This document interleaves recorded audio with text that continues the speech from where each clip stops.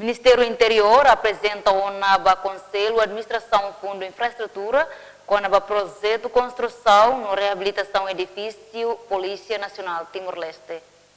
Ministro Interior Francisco da Costa Guterres ba jornalista Sira Iharai Robo Bobonaro segunda kalandehan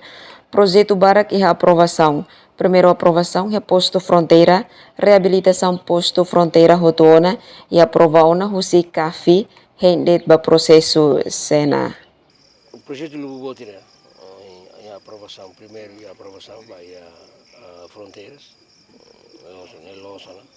a reabilitação das fronteiras na Rotona, honinia ambolha kata honinia interior fitment kata honinia componentes assessorias nebe makamutu kodi cada posto ne aprovatora onde se café aprova agora ele então vai em processo Sena ao fiar kata semana ainda lara ne bele processo ne outro e tá na construções vai reabilitação construções vai posto fronteiras então posto fronteiras conhece agora agora segundo e kafimos hoje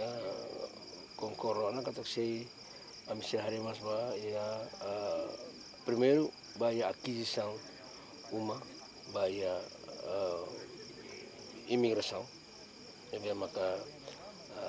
uma ida nebe maka estado aqui o governo tá halo aquisição para depois ele sai futura instalação vai a imigração para bela hadia sini fatin serviço para bela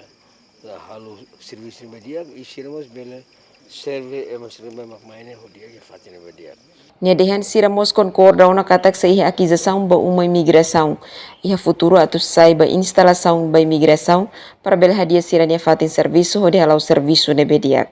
Maria Tavares, STL News.